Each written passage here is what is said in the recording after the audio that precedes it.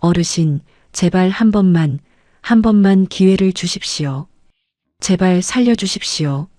젊은 남자의 목소리는 빗소리에 묻혀 처량하게 떨렸습니다. 그러나 반쯤 열린 비닐하우스 문틈 사이로 보이는 노인의 시선은 차가웠습니다.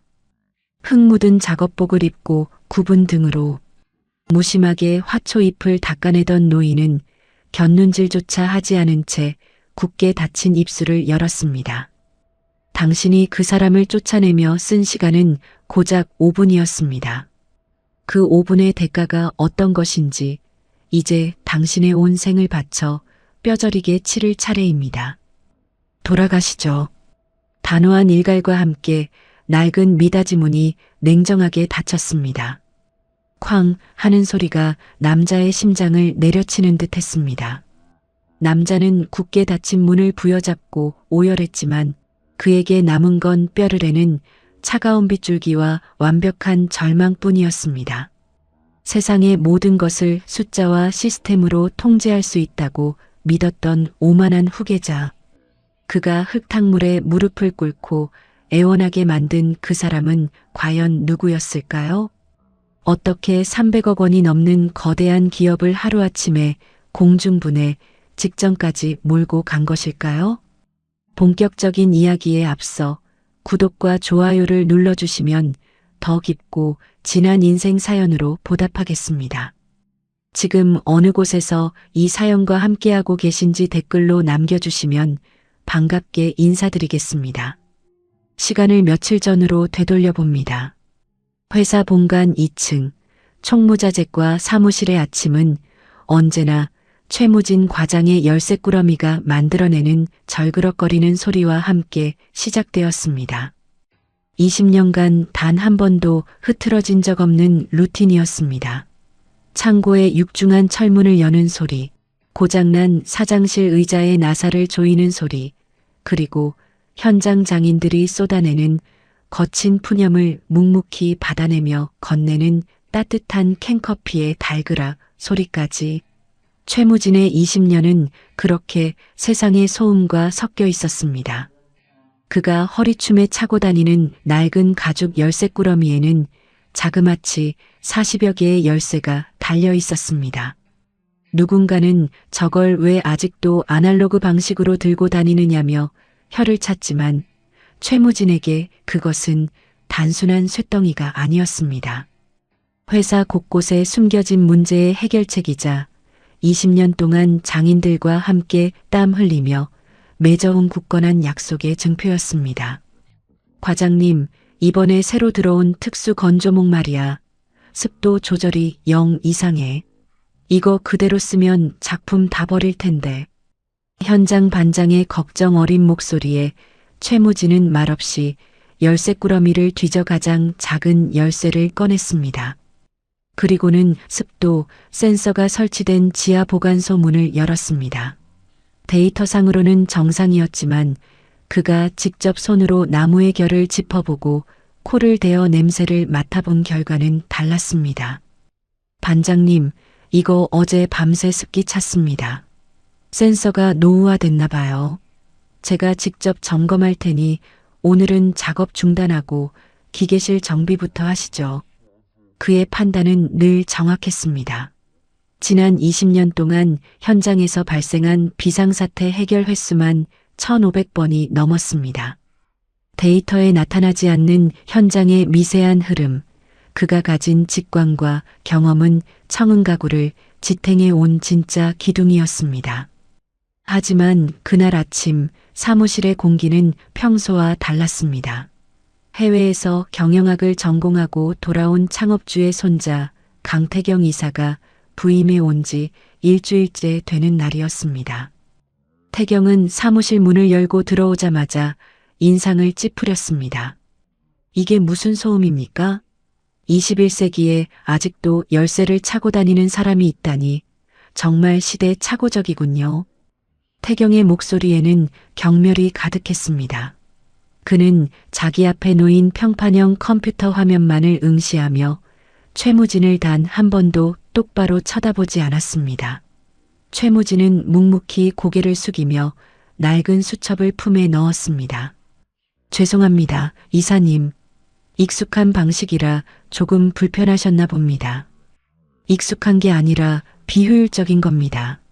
우리 회사는 앞으로 모든 자재 관리를 자동화 시스템으로 전환할 겁니다. 최 과장이 해온 방식은 이제 전부 썩은 살이나 다름없어요. 도려내야죠. 태경은 태블릿 화면을 손가락으로 툭툭 치며 말을 이었습니다. 데이터만 있으면 모든 것을 제어할 수 있다는 확신, 사람의 경험을 낡은 구시대의 유물로 치부하는 오만함이 그의 말투 곳곳에 묻어났습니다. 최무진은 아무런 반박도 하지 않았습니다.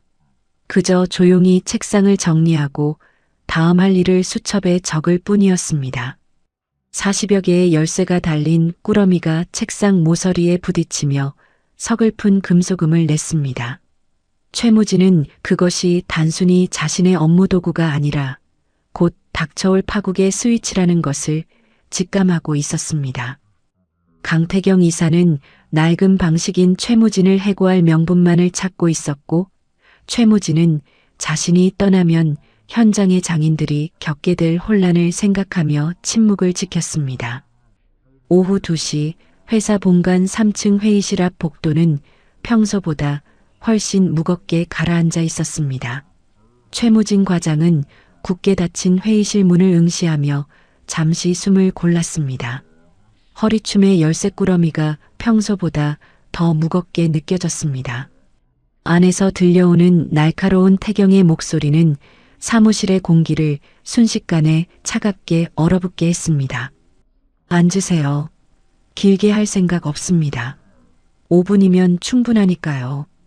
회의실 안으로 들어서자 태경은 평판형 컴퓨터 화면을 가리키며 삐딱하게 앉아 있었습니다. 최무진은 조용히 의자를 빼고 앉았습니다. 책상 위에는 그 어떤 서류도 놓여 있지 않았습니다. 오직 태경이 사용하는 태블릿과 최무진이 평생을 품어온 낡은 수첩만이 놓여 있을 뿐이었습니다. 최 과장, 지난 20년간 회사에 헌신한 거 모르는 바 아닙니다. 하지만 세상이 바뀌었어요. 당신이 해온 일은 이제 컴퓨터 프로그램 하나면 누구나 할 수 있는 일입니다. 아니, 오히려 당신이 관리하던 방식이 회사의 발전을 가로막고 있어요. 태경의 말은 칼날처럼 날카로웠습니다.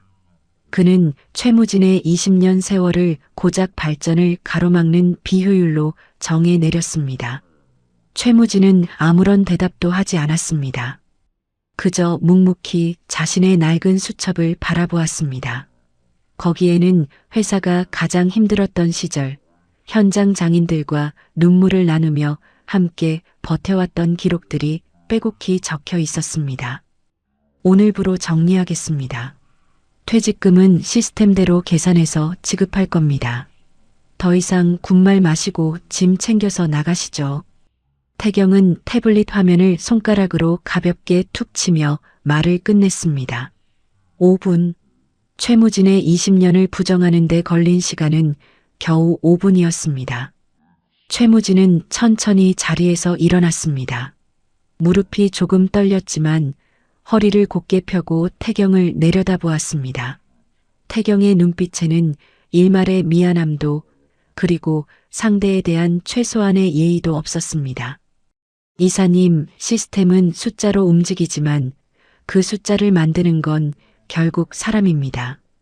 이 회사가 지금까지 버텨온 건 데이터가 아니라 사람과 사람 사이의 믿음 때문이었습니다. 또 그놈의 믿음 타령입니까? 그 믿음이 회사를 키워줍니까? 지금 당장 나가세요. 내일부터는 최 과장의 자리에 시스템 전문가가 올 겁니다. 최무진은 짧게 고개를 숙였습니다. 그는 더 이상 변명하지 않았습니다. 대신 책상 위에 차분히 내려놓은 것은 40여 개의 열쇠가 달린 낡은 열쇠꾸러미였습니다. 찰그락하는 금속음이 회의실 안에 유난히 크게 울려 퍼졌습니다. 그 소리는 20년 헌신의 종언을 알리는 신호탄과도 같았습니다. 그가 회의실 문을 열고 복도로 나서는 순간 격리팀과 자재팀 직원들이 숨을 죽인 채 그를 바라보고 있었습니다. 다들 눈치채고 있었던 것입니다. 최무진은 후배 직원들에게 옅은 미소를 지어 보였습니다. 과장님, 정말 가시는 거예요? 이렇게 갑자기. 괜찮다. 다들 몸 잘 챙기고 현장 일은 무리하게 하지 마라. 특히 건조목 습도는 꼭 사람이 직접 확인해야 한다. 최무진은 자신의 책상 위에서 가족사진 한 장만을 챙겨 들었습니다. 다른 것은 아무것도 가져가지 않았습니다. 20년간 쌓아온 모든 흔적을 뒤로한 채 그는 정문을 향해 뚜벅뚜벅 걸어 나갔습니다. 복도 저편에서 그 모습을 지켜보던 태경은 비서에게 차가운 지시를 내렸습니다. 저 자리 내일 아침까지 싹 치우세요. 그리고 낡은 물건들은 전부 쓰레기장으로 보내버리라고 하세요. 오후 4시 최무진이 회사 정문을 나서자 가을의 찬바람이 얼굴을 스쳤습니다. 그는 가방 속 수첩을 만지작거렸습니다. 10수년의 기록이 고스란히 담긴 수첩이었지만 이제 그에게는 아무런 쓸모가 없게 되었습니다. 최무진은 하늘을 올려다보았습니다.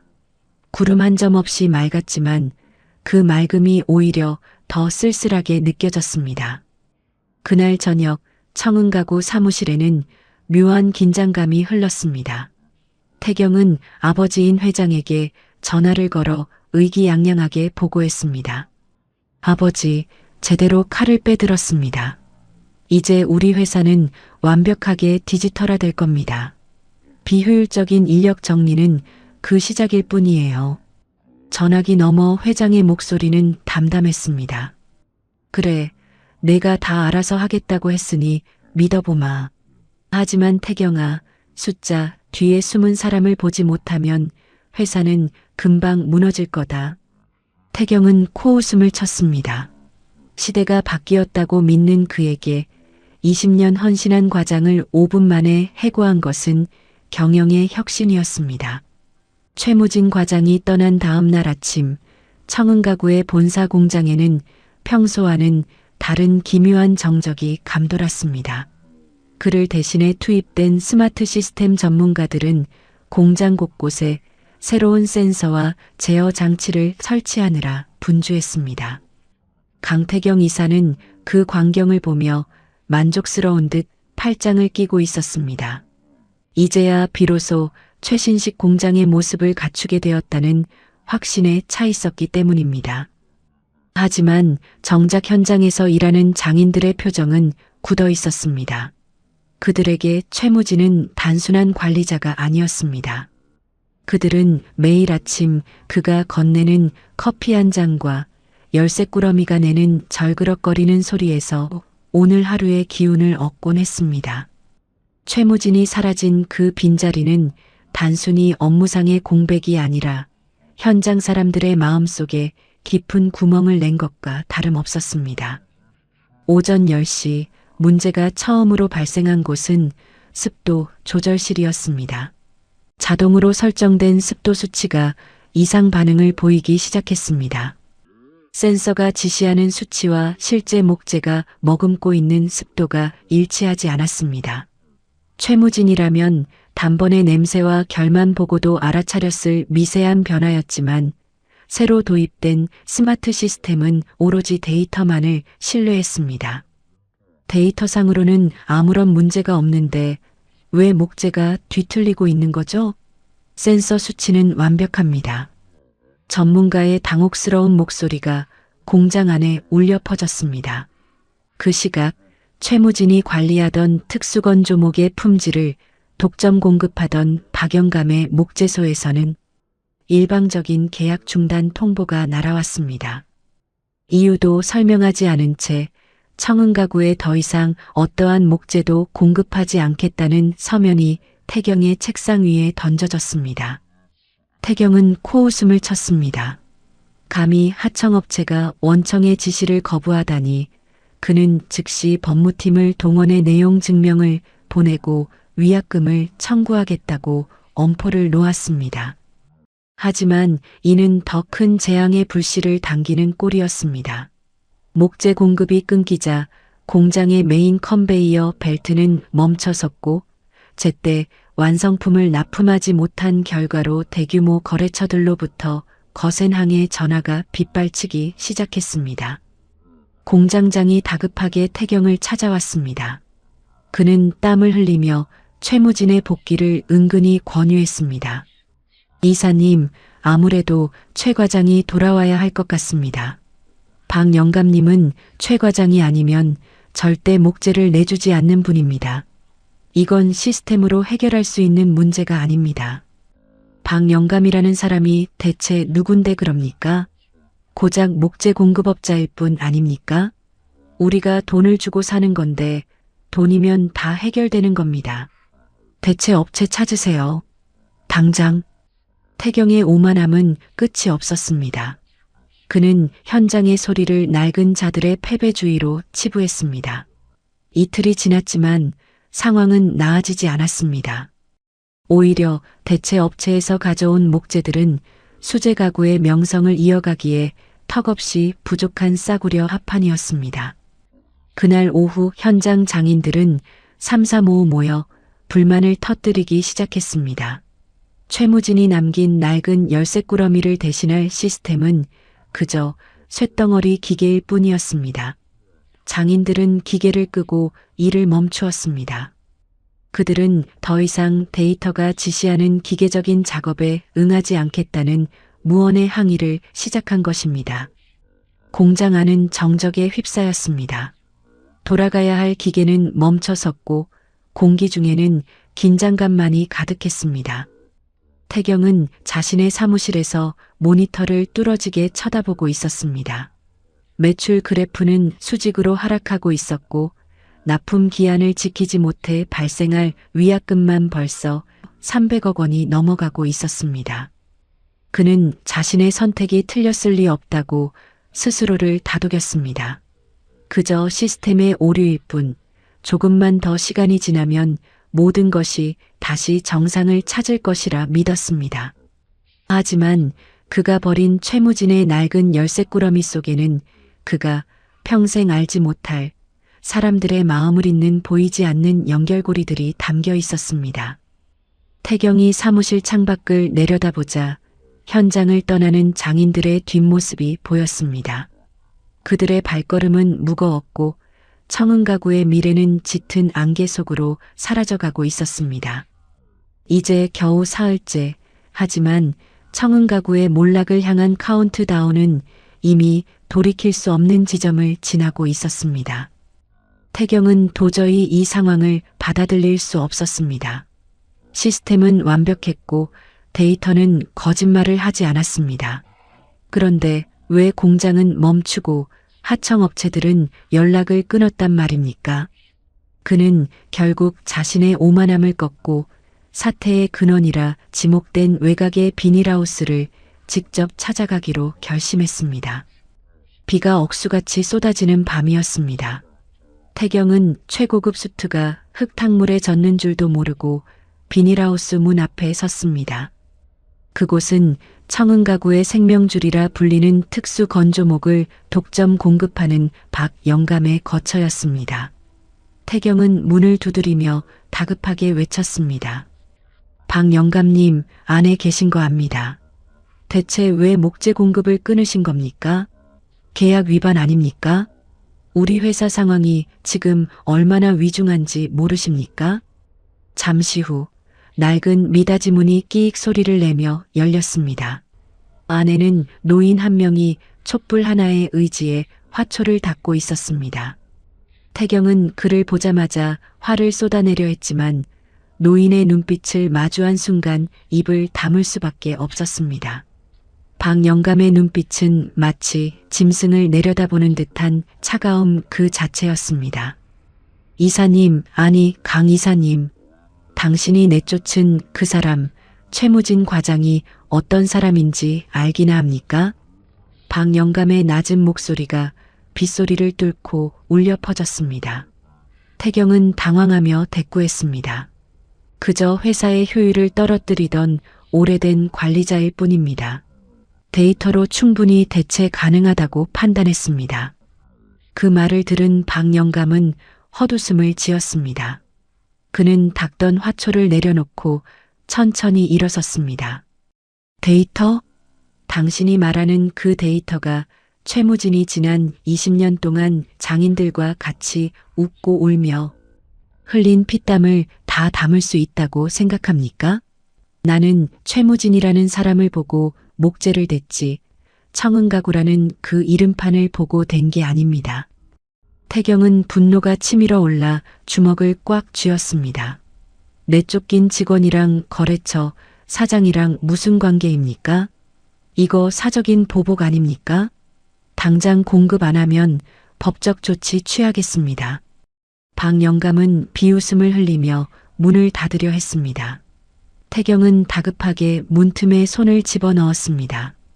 제발 부탁드립니다. 지금 당장 자재가 안 들어오면 300억 원이 넘는 위약금을 물게 생겼습니다.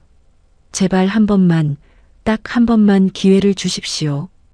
태경은 비닐하우스 앞 진흙탕에 그대로 무릎을 꿇었습니다. 빗물이 그의 얼굴을 타고 흘러내려 눈물인지 빗물인지 구분할 수 없었습니다. 그러나 노인은 조금도 흔들리지 않았습니다. 당신이 그 사람을 쫓아내며 쓴 시간은 고작 5분이었습니다. 그 5분의 대가가 어떤 것인지 이제 당신의 온 생을 바쳐 뼈저리게 치를 차례입니다. 돌아가시죠. 쾅! 하는 소리와 함께 문이 닫혔습니다. 태경은 굳게 닫힌 문을 부여잡고 짐승 같은 오열을 토해냈습니다. 그가 그토록 멸시했던 최무진이라는 사람이 사실은 회사를 지탱하는 거대한 뿌리였다는 사실을 뼈저리게 깨달은 순간이었습니다. 하지만 이미 늦었습니다. 그는 비닐하우스 안에서 들려오는 빗소리만이 자신의 처지를 비웃는 것처럼 느껴졌습니다.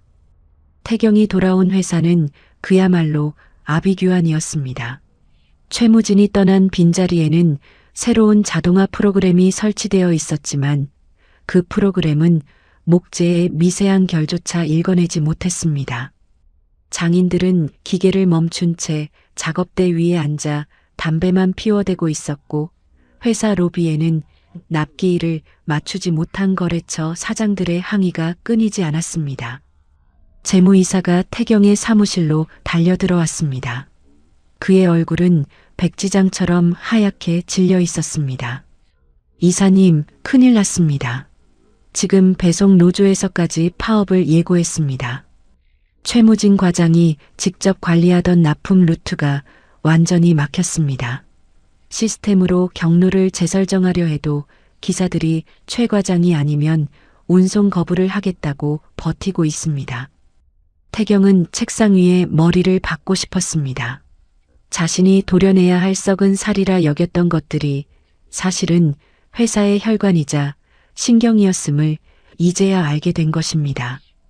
사방에서 날아오는 위약금 청구서와 빗발치는 항해 전화는 태경이 쌓아 올린 오만한 성을 밑바닥부터 흔들어대고 있었습니다. 그는 어둠이 짙게 깔린 사무실 창가에 서서 밖을 내려다보았습니다. 공장 안쪽에서 희미하게 비치는 불빛이 애처로워 보였습니다. 무진이 매일 아침 열쇠꾸러미를 돌리며 켜놓았던 그 불빛은 이제 어디에서도 찾아볼 수 없었습니다. 태경은 자신의 선택이 결국 회사를 파멸로 이끌고 있다는 사실을 누구보다도 확실하게 직감하고 있었습니다. 밤은 깊었지만 태경에게는 잠들 수 없는 긴 밤이 시작되었습니다. 시스템은 차갑게 빛나고 있었지만 그 안에는 온기가 없었습니다. 그리고 그 온기 없는 시스템은 무진이 떠난 청은가구를 무덤처럼 조용하게 만들어가고 있었습니다. 태경은 이제야 비로소 깨달았습니다. 자신이 쫓아낸 것은 사람이 아니라 자신의 모든 것이었다는 사실을 말입니다. 공장은 말 그대로 거대한 무덤이 되어가고 있었습니다. 최무진이 떠난 지 열흘이 넘어가자 청은가구의 정교한 수제 가구 제작 공정은 완전히 마비 상태에 빠졌습니다. 자동화 시스템이 아무리 정밀하게 수치를 계산해 내놓아도 나무가 가진 성질과 장인들의 손끝에서 나오는 미세한 온기를 대신할 수는 없었습니다. 강태경 이사는 여전히 자신의 사무실에서 화면 속 숫자만을 쳐다보고 있었습니다. 그는 상황의 심각성을 인정하기보다는 현장 인력들이 사보타주를 벌이고 있다고 믿었습니다. 그는 외부에서 고용한 시스템 엔지니어들에게 소리쳤습니다. 다들 뭐하고 있습니까? 데이터가 왜 이 모양이죠? 센서 값이 실시간으로 전송되지 않습니까? 인력들이 의도적으로 장비를 끄고 있는 게 분명합니다. 당장 노조 대표를 불러오세요. 근로계약 위반으로 전원 징계 절차에 들어가겠습니다. 태경의 광기 어린 지시는 현장에 불을 질렀습니다. 노조 대표가 회의실로 불려왔지만 태경은 그와 대화할 생각이 전혀 없었습니다. 그는 책상 위에 놓인 태블릿을 두드리며 엄포를 놓았습니다. 효율성이 떨어지는 인력은 우리 회사에 필요 없습니다. 지금 당장 정상 가동하지 않으면 내일부터 대규모 구조조정을 단행하겠습니다. 시스템은 거짓말을 하지 않는데 왜 자꾸 여러분이 시스템을 거부하는 겁니까? 노조 대표는 쓴웃음을 지으며 태경을 똑바로 응시했습니다.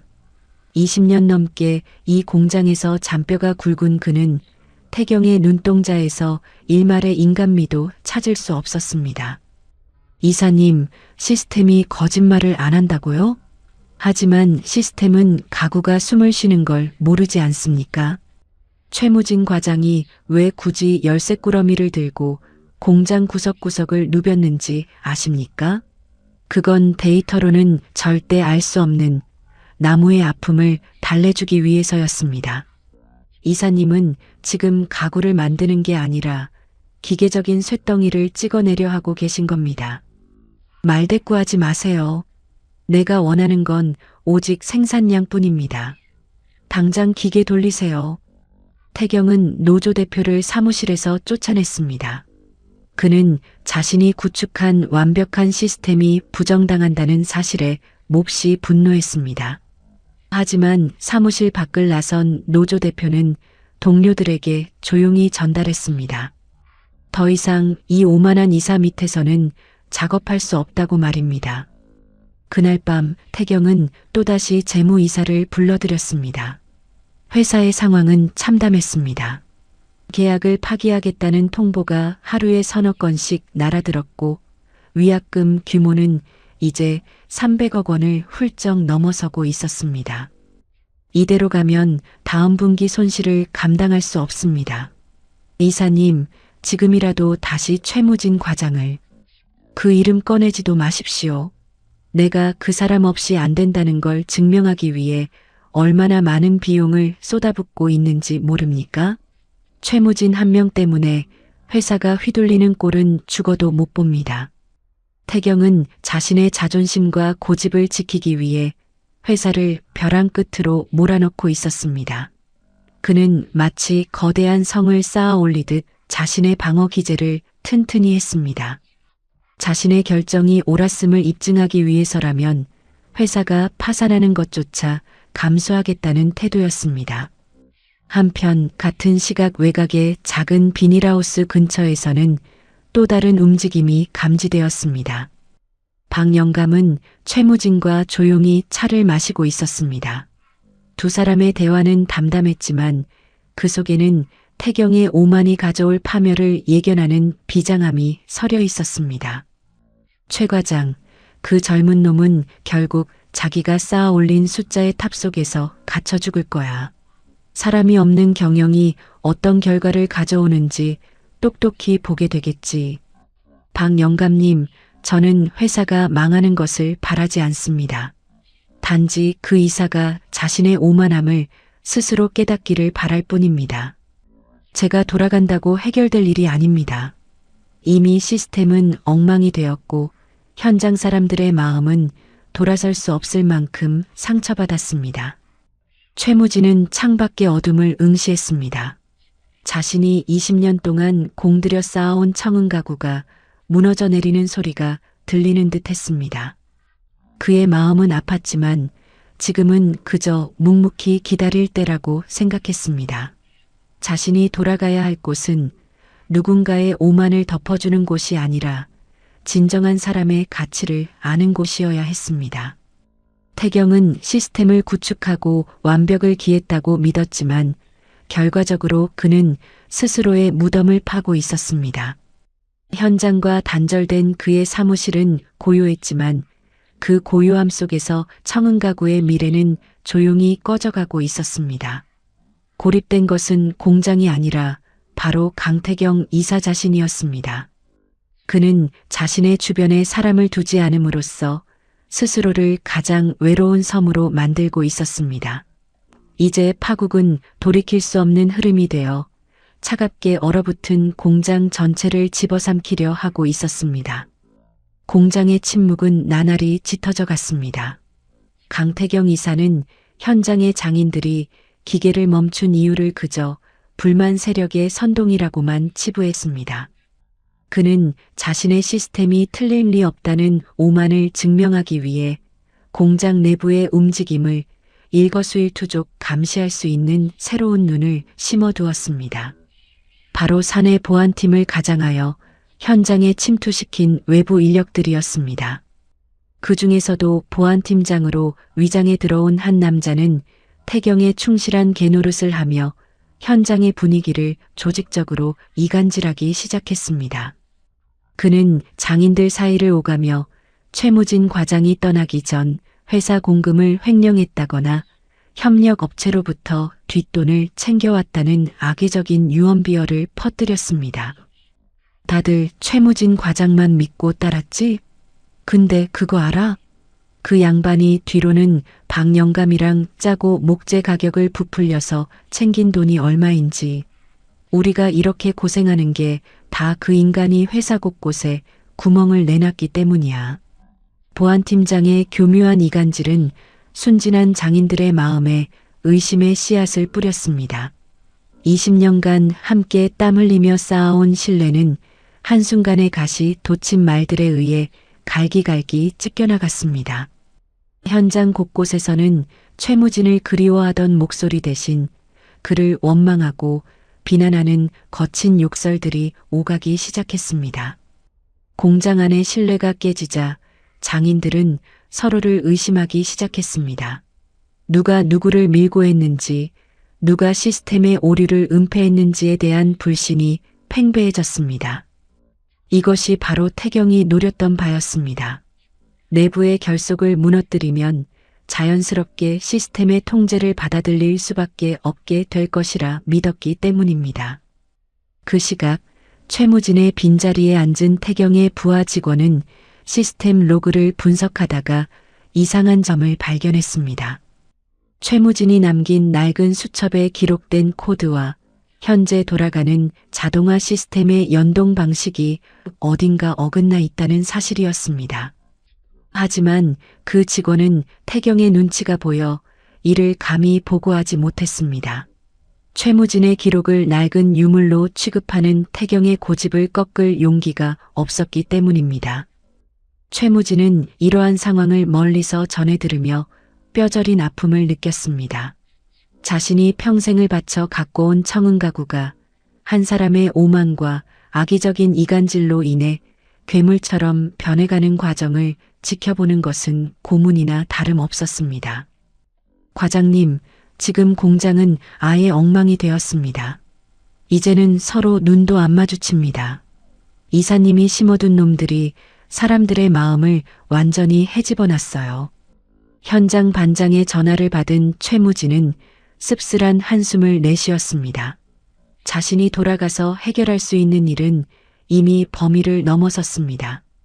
사람이 사람을 믿지 못하는 공간에서 그 어떤 훌륭한 시스템이나 기술도 무용지물일 뿐이었습니다. 태경은 이러한 분열을 보며 승리감에 도취했습니다. 현장의 저항이 사라지고 다들 겁에 질려 기계 앞에 서는 것을 보며 그는 자신의 시스템이 마침내 자리를 잡았다고 착각했습니다. 하지만 그것은 생산의 재개가 아니었습니다. 죽은 기계 앞에서 넋을 잃고 서 있는 사람들의 비극일 뿐이었습니다. 보안팀장의 악랄한 이간질은 결국 최무진이 과거에 해두었던 선행들마저 왜곡시켰습니다. 집을 팔아 직원들의 월급을 메꿔주었던 그 숭고한 희생조차 누군가는 자신의 자리를 보전하기 위한 위선이었다고 깎아내렸습니다. 진실은 시스템의 소음 속에 묻혀버렸고 회사는 거대한 불신이라는 감옥에 갇혀버렸습니다. 태경은 회사가 정상화되고 있다고 믿었지만 실상은 그 반대였습니다. 마음이 떠난 노동자들의 손끝에서 나오는 가구는 이제 더 이상 청은가구의 이름을 가질 수 없는 싸구려 부속품에 불과했습니다. 소비자들이 가장 먼저 그 변화를 감지하기 시작했습니다. 온라인 커뮤니티에는 제품의 품질이 예전만 못하다는 항의 글이 올라오기 시작했고 브랜드의 명성은 벼랑 끝으로 내몰리고 있었습니다. 태경은 눈앞의 숫자에만 매몰되어 진짜 중요한 가치인 브랜드의 영혼이 죽어가고 있다는 사실을 깨닫지 못했습니다. 그는 자신의 왕국을 짓고 있다고 생각했지만 그가 세운 것은 불신과 탐욕으로 쌓아 올린 모래성이었습니다. 청은가구의 몰락이 가시화되던 그날 밤 보안팀장으로 위장에 들어온 첩자는 최무진 과장이 살던 허름한 자취방을 뒤지기 시작했습니다. 강태경 이사는 최무진이 회사 어딘가에 자신들의 비리를 입증할 결정적인 증거를 숨겨두었을 것이라 확신하고 있었고 그 증거를 찾아 없애버리라는 밀명을 내렸던 것입니다. 첩자는 무진이 남기고 간 낡은 가방과 서랍을 샅샅이 뒤졌습니다. 그러다 침대 밑 깊숙한 곳에서 겉표지가 다 닳아버린 작은 가죽 수첩 하나를 발견했습니다. 그것은 단순히 업무 일지가 아니었습니다. 무진이 20년간 현장에서 만난 모든 사람의 이름, 그들의 고민, 그리고 그들의 가족 대소사까지 꼼꼼히 적어둔 사람의 기록이었습니다. 그때 밖에서 인기척이 느껴졌습니다. 첩자가 당황해 수첩을 가방에 쑤셔 넣으려던 찰나 방문이 거칠게 열리며 현장 반장이 나타났습니다. 그는 평소 무진을 친형처럼 따르던 사람이었습니다. 너 지금 뭐 하는 거야? 최 과장님 짐을 왜 내가 뒤지고 있어? 반장의 고함에 첩자는 흠칫 놀라며 뒷걸음질 쳤습니다. 두 사람 사이에 팽팽한 긴장감이 감돌았습니다. 첩자는 자신의 정체가 탄로날 위기에 처하자 반장을 위협하며 밖으로 도망치려 했습니다. 하지만 현장에 장인들이 하나둘 모여들면서 상황은 급반전되었습니다. 이 자식, 우리 과장님 모함하고 다닌 놈 아니야? 여기서 뭐 하는 건지 똑바로 말해. 장인들의 위세에 눌린 첩자는 결국 수첩을 떨어뜨린 채 어둠 속으로 달아났습니다. 현장 반장은 바닥에 떨어진 낡은 수첩을 조심스럽게 집어들었습니다. 수첩을 펼친 그는 한참 동안 말을 잇지 못했습니다.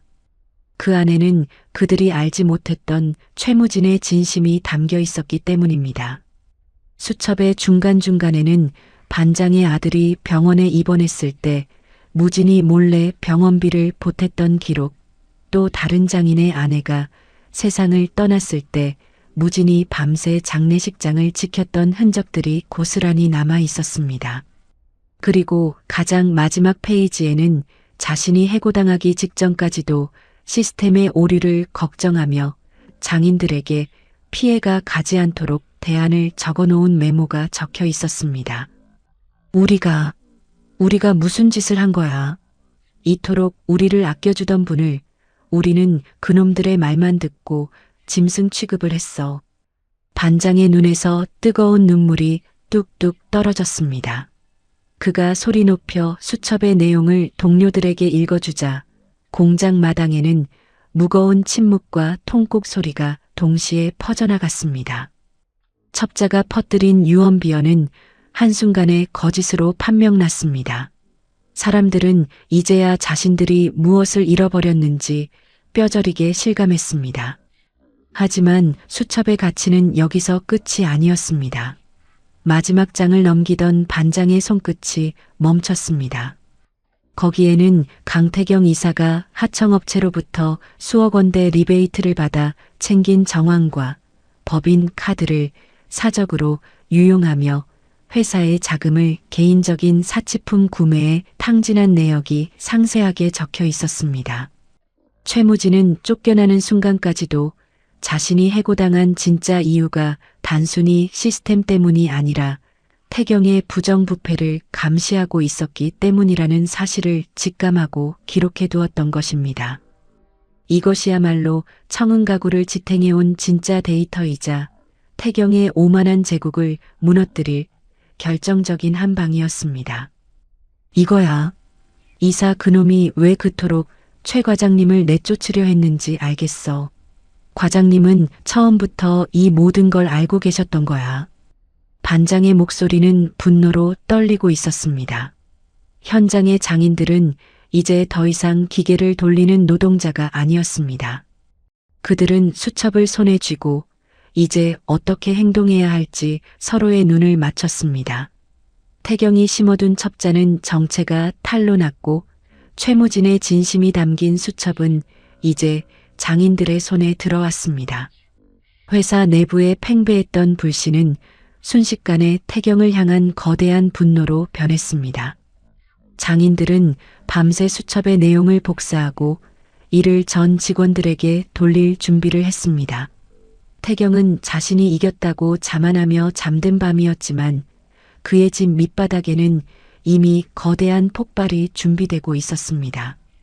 최무진은 멀리서 이 모든 소식을 전해 들으며 비로소 자신이 준비해야 할 마지막 단계를 생각했습니다.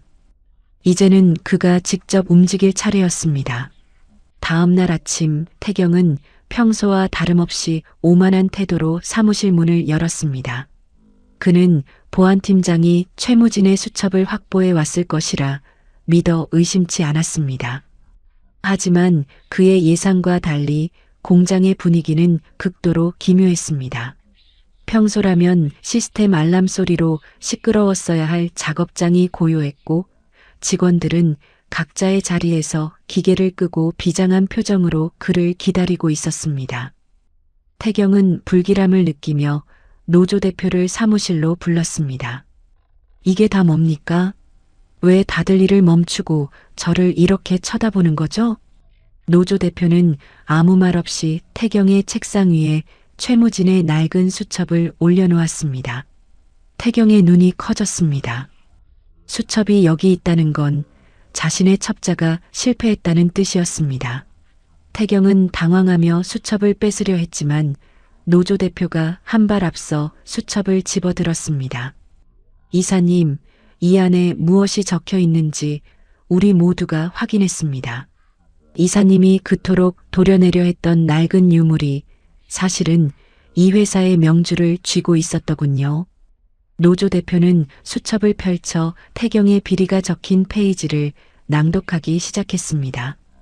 억대 리베이트, 법인 카드로 구입한 사치품 내역, 그리고 하청업체를 협박해 얻어낸 부당 이득까지 그간 시스템 효율화를 부르짖으며 직원들에게 희생을 강요했던 태경의 위선이 적나라하게 드러나는 순간이었습니다.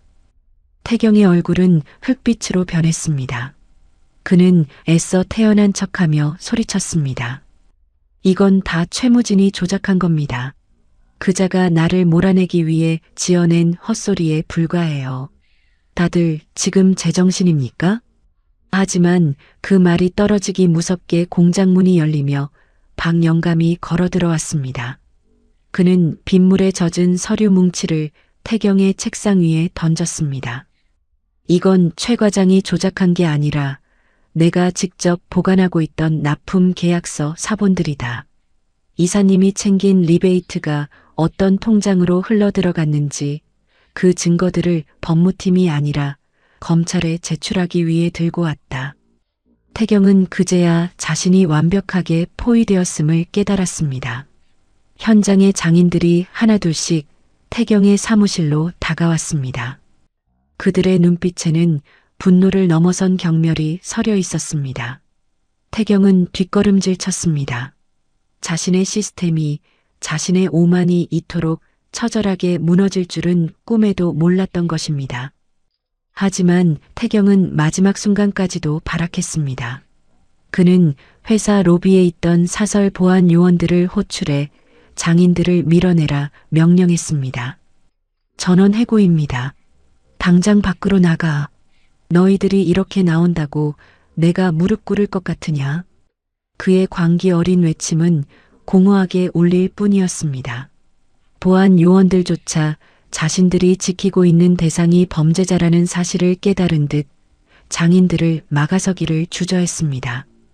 시스템의 정점에 서 있다고 믿었던 태경은 이제 자기 자신이 세운 성 안에서 가장 비참한 죄수가 되어가고 있었습니다. 최무진은 멀리서 공장의 상황을 지켜보고 있었습니다.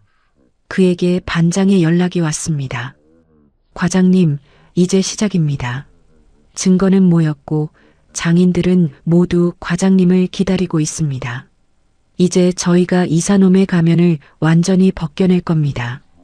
최무진은 짧게 답했습니다. 감사합니다. 하지만 잊지 마세요. 이 싸움은 나를 위한 게 아닙니다. 우리 모두가 지켜온 가치를 되찾기 위한 것입니다. 태경은 사무실 창밖으로 모여든 사람들을 보며 비로소 자신이 가진 것이 아무것도 없다는 사실을 실감했습니다. 숫자와 데이터로 무장했던 그의 세계가 진실을 가진 사람들의 발걸음 앞에 속절없이 무너져 내리고 있었습니다. 그는 자신의 책상 위에 놓인 태블릿을 던져버렸습니다. 그가 그토록 맹신했던 시스템은 이제 그에게 어떤 도움도 줄 수 없는 고철 덩어리에 불과했습니다. 태경의 오만한 왕국은 이제 바람 앞에 촛불처럼 흔들리고 있었습니다. 밖에서는 장인들의 성난 함성이 공장을 가득 채웠습니다. 다음 날 아침 회사 본사 로비는 그야말로 인산인해를 이루었습니다. 장인들이 복사해 돌린 최무진의 수첩 내용은 이미 회사 전체를 뒤흔들고 있었습니다. 태경은 상황을 통제하기 위해 서둘러 본사 이사회실을 소집했지만 그곳에 모인 임원들의 눈빛은 이미 예전의 순종적인 그것이 아니었습니다. 모두가 태경의 몰락을 예견하고 각자의 살 길을 찾거나 혹은 진실의 편에 서기로 마음을 굳힌 상태였습니다. 태경은 땀이 배어 나오는 손을 꽉 쥔 채 이사회실로 들어섰습니다. 하지만 그곳에는 이미 회장과 임원들 그리고 회사 대표급 장인들이 자리를 잡고 앉아 있었습니다. 분위기는 살얼음판 같았습니다. 회장은 평소의 온화한 모습은 온데간데 없이 차갑고 무거운 표정으로 태경을 응시하고 있었습니다. 태경아, 그 수첩에 적힌 내용이 사실이냐? 내가 회사의 자금을 유용하고 하청업체들과 뒷거래를 해왔다는 것이 정말인가? 회장의 낮고 굵은 목소리가 이사회실을 짓눌렀습니다. 태경은 애써 당당한 척했지만 목소리는 미세하게 떨리고 있었습니다. 할아버지, 그건 전부 최무진이라는 사람이 저를 몰아내기 위해 날조한 거짓입니다. 그 인간이 현장 사람들을 선동해서 저를 비방하는 거예요. 그자의 낡은 수첩에 적힌 내용 따위를 믿으시는 겁니까? 그때 회의실 문이 조용히 열리며 최무진이 걸어 들어왔습니다. 지난 며칠간 그를 그토록 괴롭혔던 초췌함은 사라지고 그의 얼굴에는 오히려 20년간 회사를 지켜온 사람만이 가질 수 있는 단단한 기품이 서려 있었습니다. 장인들은 일제히 일어나 최무진에게 깊은 예의를 표했습니다. 그 수첩은 조작된 것이 아닙니다. 이사님께서 지난 6개월 동안 회사 곳곳에 남긴 발자취이자 저와 우리 동료들이 지난 20년 동안 청은 가구를 지켜온 증거입니다. 무진은 담담하게 말을 이어갔습니다.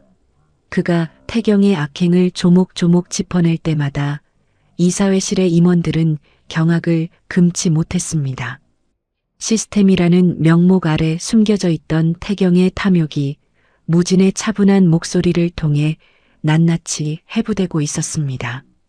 태경은 자신의 왕국이 허무하게 무너져 내리는 것을 보며 미친 듯이 소리를 질렀습니다. 다 닥쳐. 너희들이 뭘 안다고 떠드는 거야. 나는 이 회사를 더 효율적으로 바꾸려 했을 뿐이야. 이 시대에 최무진 같은 구시대적인 인간이 왜 필요한 건데? 다들 제정신이 아니야. 태경은 홧김에 책상을 뒤엎었습니다. 하지만 아무도 그를 말리지 않았습니다. 오히려 그가 발악할수록 임원들의 얼굴에는 실망과 혐오만이 짙어졌습니다. 회장은 긴 한숨을 내쉬며 고개를 저었습니다. 태경아, 너는 회사를 숫자로 바꾸려 했지만 너는 결코 사람을 얻지 못했구나. 회사는 기계로 돌아가는 것이 아니다. 내가 쫓아낸 것이 비효율이 아니라 이 회사의 영혼이었다는 것을 이제야 알겠느냐? 회장은 즉시 태경의 해임을 선언했습니다. 그동안 그가 저지른 모든 부정부패에 대한 법적 책임도 물을 것이라고 못 박았습니다. 태경은 그 자리에 주저앉았습니다. 자신이 그토록 맹신했던 시스템도 데이터도 오만함도 지금 이 순간 그를 구해주지 못했습니다. 공장 밖에서는 이 소식을 전해 들은 직원들이 하나둘씩 모여들고 있었습니다. 그들은 더 이상 두려움에 떨며 기계를 돌리는 노동자가 아니었습니다. 자신들이 지켜낸 진실의 가치를 확인한 당당한 청은가구의 식구들이었습니다. 무진은 조용히 회장에게 다가가 자신이 20년 동안 기록했던 마지막 페이지를 건넸습니다. 거기에는 태경의 부정에 대한 기록뿐만 아니라 향후 청은가구가 어떻게 하면 다시 시스템과 사람의 조화를 이룰 수 있을지에 대한 구체적인 대안이 적혀 있었습니다. 회장님, 저는 이 회사가 다시 예전처럼 사람의 온기를 되찾기를 바랄 뿐입니다. 이제 저는 떠날 준비가 되었습니다. 회장은 무진의 손을 꽉 잡았습니다. 그리고 이사회실에 모인 모든 이들 앞에서 무진의 복귀를 공식화했습니다. 장인들의 환호성이 로비를 넘어 공장 전체로 퍼져나갔습니다. 태경은 보안 요원들에게 끌려나가며 마지막으로 무진을 쳐다보았습니다. 자신의 모든 것을 앗아갔다고 생각했던 남자가 사실은 자신을 가장 빛나게 만들어줄 수 있었던 유일한 스승이었다는 사실을 그제야 깨달은 것일까요? 그의 눈에는 뒤늦은 후회와 처절한 절망이 교차하고 있었습니다. 이사회실의 소란이 잦아들자 회사 전체에는 기묘하고도 벅찬 정적이 감돌았습니다. 로비에 모여있던 직원들은 서로의 얼굴을 확인하며 안도의 한숨을 내쉬었습니다. 태경이 떠난 자리에 남은 것은 그가 그토록 맹신했던 시스템의 파편들과 그 아래에서 신음하던 사람들의 진실한 목소리뿐이었습니다. 검찰은 태경의 부정부패에 대한 고발장을 접수하고 본격적인 수사에 착수했습니다. 태경이 사용했던 법인 카드 내역 하청업체로부터 챙긴 리베이트의 흐름은 무진이 기록한 수첩과 박 영감이 제출한 계약서 사본을 통해 완벽하게 입증되었습니다. 태경이 지시했던 시스템 엔지니어들도 결국 자신들의 범법 행위가 드러날 것을 두려워해 태경의 지시 내용을 모두 실토했습니다. 자신이 세운 시스템이 역설적으로 자신의 범죄를 기록하는 감옥이 된 셈이었습니다. 태경은 경찰서로 연행되는 마지막 순간까지도 자신의 혐의를 부정하려 했습니다. 하지만 수갑이 채워진 채 로비를 지나는 그의 눈앞에 나타난 것은 그가 해고했던 그리고 그토록 경멸했던 현장의 장인들이었습니다. 그들은 태경을 향해 욕설을 퍼붓지도 분노를 표출하지도 않았습니다. 그저 묵묵히 자신들이 만든 청은가구의 가구들을 보듯 태경의 몰락을 지켜볼 뿐이었습니다. 그 고요하고도 차가운 눈빛이야말로 태경에게는 그 어떤 비난보다 뼈아픈 형벌이었습니다. 같은 시각 사무실로 복귀한 최무진은 다시 자신의 책상 앞에 섰습니다. 태경의 첩자들이 짓밟아 놓았던 책상은 텅 비어 있었지만 무진은 자신의 열쇠꾸러미를 다시 허리춤에 찼습니다. 찰그락하는 그 소리가 사무실 안을 가득 채우자 비로소 청은가구의 시간은 다시 정상적으로 흐르기 시작했습니다. 동료 장인들이 무진의 곁으로 다가왔습니다. 그들은 20년 전 그가 처음 회사에 들어왔을 때처럼 어색하지만 진심 어린 눈빛으로 그를 맞이했습니다. 과장님, 아니 최 이사님, 우리가 정말 미안했습니다. 놈들의 말에 속아 과장님을 짐승 취급했던 우리가 너무 부끄럽습니다. 반장의 떨리는 목소리에 무진은 따뜻한 미소를 지었습니다. 그는 사람들의 손을 일일이 맞잡으며 고개를 저었습니다. 괜찮습니다. 오히려 제가 사람을 믿는 법을 다시 배우게 된 계기가 되었습니다. 시스템이 회사를 지키는 것이 아니라 우리가 서로를 지켜야 회사가 살아남는다는 것을 다시 확인했으니까요. 회장은 무진의 손을 잡고 공장 전체를 둘러보았습니다. 멈춰섰던 컨베이어 벨트는 다시 우렁찬 소리를 내며 움직이기 시작했습니다. 사람들의 얼굴에는 다시 생기가 돌았고 기계가 돌아가는 소리는 마치 사람들의 웃음소리처럼 경쾌하게 들렸습니다. 청은가구는 비로소 시스템과 사람의 조화를 찾아가고 있었습니다. 무진은 예전처럼 다시 열쇠꾸러미를 들고 공장 곳곳을 점검하기 시작했습니다. 낡은 습도 센서를 수리하고 장인들의 불만을 듣고 커피를 나누어 주었습니다. 그가 지나가는 자리마다 공기는 다시 온기를 머금었습니다. 회장은 멀리서 그 모습을 지켜보며 깊은 깨달음을 얻었습니다. 자신 역시 태경을 방관함으로써 회사를 위험에 빠뜨렸다는 사실을 뼈저리게 반성했습니다. 그는 임원진을 소집하여 앞으로 청은가구의 경영은 데이터 중심이 아닌 사람 중심의 수제 가구 제작 철학을 계승하는 방향으로 완전히 재편하겠다고 선언했습니다. 그날 저녁 무진은 퇴근길에 박영감의 비닐하우스를 찾았습니다. 노인은 묵묵히 화초를 닦고 있었습니다. 두 사람은 아무 말 없이 차를 나누어 마셨습니다. 노인은 찻잔을 내려놓으며 나직하게 말했습니다. 최 과장, 자네가 이겼네. 숫자 몇 개에 흔들리는 인생이 아니라 사람의 마음을 얻는 인생이 무엇인지 자네가 증명했어. 무진은 창밖으로 펼쳐진 어둠을 바라보았습니다. 이제 공장에서는 은은한 가구 향기가 피어오르고 있었습니다. 무진에게 20년의 세월은 그저 버틴 시간이 아니라 오늘을 준비하기 위한 단단한 뿌리였습니다. 시스템의 그늘 속에서도 꺾이지 않았던 그 가치는 이제 청은가구의 이름으로 영원히 빛날 준비를 마쳤습니다. 무진은 가방 속에 고이 간직했던 낡은 수첩을 꺼내 마지막 페이지를 넘겼습니다. 거기에는 태경의 부정에 대한 기록 대신 앞으로 함께할 동료들의 이름이 정성스럽게 적혀 있었습니다.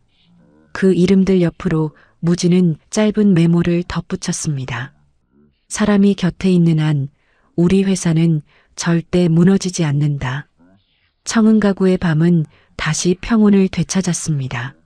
멈췄던 시계는 다시 정교하게 움직이기 시작했고 태경의 몰락은 비참했지만 그 파편 위에서 청은가구는 사람의 온기라는 새로운 기둥을 세우며 거듭나고 있었습니다. 법정의 공기는 얼음장처럼 차가웠습니다. 강태경 이사의 재판이 열리는 날 방청석은 청은가구의 장인들과 협력업체 관계자들로 가득 찼습니다. 며칠 전까지만 해도 최고급 수트를 입고 오만함을 뽐내던 태경은 이제 낡은 수의를 입은 채 초점 없는 눈으로 법정에 서 있었습니다. 그가 그토록 맹신했던 시스템, 그리고 그를 뒷받침해주던 데이터와 인맥은 그를 구하기는커녕 그의 죄상을 증명하는 증거가 되어 돌아왔습니다. 검사는 태경이 벌인 일들을 하나하나 나열했습니다. 하청업체로부터 받은 리베이트의 총액, 법인 카드를 사적으로 유용한 내역, 그리고 최무진 과장을 강제 해고하고 현장의 신뢰를 조직적으로 파괴했던 사건까지 모든 혐의가 최무진이 남긴 수첩과 박영감의 계약서를 통해 명명백백하게 드러났습니다. 태경은 마지막 변론의 기회에도 입을 열지 못했습니다. 그의 입에서 나올 수 있는 말이라곤 그저 자신의 잘못을 탓하는 비겁한 변명뿐이라는 것을 이미 법정에 있는 모두가 알고 있었기 때문입니다. 재판부는 태경에게 징역형을 선고했습니다. 덧붙여 그가 부당하게 취득한 모든 이득을 환수하고 회사에 끼친 피해를 배상하라는 엄중한 판결을 내렸습니다. 법정의 문이 열리고 태경이 수갑을 찬 채 끌려나갈 때 방청석 어디에서도 환호는 없었습니다. 그저 허망한 침묵만이 흘렀습니다. 오만함이 쌓아 올린 성이 자신의 탐욕으로 인해 얼마나 비참하게 무너져 내리는지를 지켜보는 것은 오히려 더 서늘한 교훈이었습니다. 법정 밖으로 나온 최무진은 하늘을 올려다보았습니다. 태경의 처벌은 그가 겪었던 고통에 비하면 너무나 가벼운 것일지도 모릅니다. 하지만 무진에게 중요한 것은 태경의 불행이 아니었습니다. 태경이 떠난 그 빈자리에 다시 사람이 들어올 수 있게 되었고 숫자가 아닌 진심이 회사의 중심이 될 수 있다는 사실을 확인한 것만으로도 충분했습니다. 그날 이후 청운가구는 빠르게 정상화되었습니다. 회장은 경영의 전면에 나서 더 이상 숫자가 사람을 앞서지 않게 하겠다는 철학을 공표했습니다. 시스템을 완전히 버리는 것이 아니라 사람이 기계를 다스리고 기계가 사람을 존중하는 새로운 상생의 모델을 만들어 나갔습니다. 그 중심에는 늘 최무진이 있었습니다. 무진은 태경이 머물렀던 그 사무실을 다시 정리했습니다. 태경의 개인 물건들은 모두 치워졌고 그 자리에 다시 장인들이 만든 정교한 가구와 사람 냄새 나는 기록들이 채워졌습니다. 태경의 시스템은 무너졌지만 무진이 20년간 쌓아 올린 신뢰는 그 어떤 시스템보다 단단했습니다. 이제 사람들은 숫자를 믿는 것이 아니라 서로의 손을 믿기로 했습니다. 청운가구의 새로운 아침은 그렇게 사람의 온기를 바탕으로 다시 태어나고 있었습니다. 그것은 시스템이 이길 수 없는 가장 인간적인 승리였습니다. 시간이 흘러 청운가구의 공장에는 다시 계절이 바뀌었습니다. 창밖으로는 나무들이 제각기 다른 빛깔로 잎을 틔우고 공장 안은 은은한 나무 향기로 가득 찼습니다. 강태경 이사가 휩쓸고 지나간 자리는 이제 모두 치유되었습니다. 그곳에는 시스템의 차가운 수치 대신 사람들의 웃음소리와 정성스럽게 나무를 어루만지는 장인들의 손길이 자리 잡고 있었습니다. 이제 그의 손에는 과거의 낡은 수첩 대신 앞으로 함께할 청년 장인들의 꿈이 담긴 새로운 기록들이 적히고 있었습니다. 공장은 더 이상 기계적인 효율만을 좇지 않았습니다. 나무가 가진 결을 존중하고 그 나무를 다듬는 사람의 마음을 먼저 살피는 것, 그것이 청운가구가 다시 찾은 경영의 본질이었습니다. 회장은 경영 일선에서 한 걸음 물러나 회사의 철학을 이어갈 미래 세대를 양성하는 데 힘을 쏟았습니다. 그는 태경의 몰락을 겪으며 뼈저리게 느꼈던 교훈을 가슴에 새기고 있었습니다. 회사는 결코 한 사람의 오만한 판단이나 차가운 시스템만으로 유지될 수 없다는 사실을 말입니다. 이제 청운가구는 대를 이어 장인 정신을 잇는 세상에서 가장 따뜻하고 단단한 가구를 만드는 곳으로 다시 태어났습니다. 태경의 빈자리를 채운 것은 더 이상 차가운 기계가 아니었습니다. 현장 반장을 필두로 한 장인들은 각자의 공정을 스스로 책임지며 서로를 믿고 격려하는 문화를 만들어 갔습니다. 최무진은 그들의 곁에서 때로는 묵묵한 조언자가 되어주고 때로는 그들의 짐을 함께 나누어지는 버팀목이 되어주었습니다. 어느 날 저녁 공장 문을 닫고 나오는 최무진에게 지난날 그를 돕기 위해 애썼던 현장 반장이 다가왔습니다. 두 사람은 공장 마당에 앉아 어둑해지는 저녁 하늘을 바라보았습니다. 과장님, 가끔 생각합니다. 그때 만약 이사놈의 말대로 우리가 시스템에만 순응하고 과장님을 외면했다면 지금 우리 회사는 어떤 모습이었을까요? 무진은 옅은 미소를 지으며 대답했습니다. 그랬다면 우리는 지금 이 향기로운 나무향 대신 죽어버린 기계의 쇠냄새 속에서 살고 있었겠지요. 하지만 우리는 그러지 않았습니다. 사람의 가치를 믿었고 서로를 포기하지 않았으니까요. 그게 우리가 이긴 이유입니다. 무진의 말에 반장은 고개를 끄덕였습니다. 공장 밖으로 펼쳐진 길은 더 이상 어둡지 않았습니다. 사람들의 마음이 이어져 만든 빛이 길을 밝히고 있었기 때문입니다. 이제 청은 가구는 단순히 가구를 만드는 공장을 넘어 사람이 사람을 존중하는 법을 배우는 학교가 되어가고 있었습니다. 무진은 20년 전 그가 처음 이 회사를 만났을 때 가졌던 그 마음 그대로 그는 오늘 저녁에도 공장의 구석구석을 살피며 따뜻한 온기를 나누었습니다. 태경이라는 오만한 폭풍은 지나갔고 그 자리에는 사람의 온기를 머금은 단단한 뿌리가 다시 깊게 내렸습니다. 우리의 인생 또한 마찬가지일 것입니다. 때로는 시스템이라는 그럴듯한 논리에 밀려 우리가 가진 진심이 외면당하는 순간이 있을지도 모릅니다. 하지만 최무진이 보여주었던 것처럼 묵묵히 자신의 자리를 지키며 사람을 사랑하는 마음을 잃지 않는다면 어떠한 비바람 속에서도 우리의 가치는 반드시 꽃을 피울 것입니다. 사람의 온기가 흐르는 한 이 회사의 불빛은 영원히 꺼지지 않을 것입니다. 오늘도 이야기 친구와 함께 해주셔서 감사합니다. 건강하세요.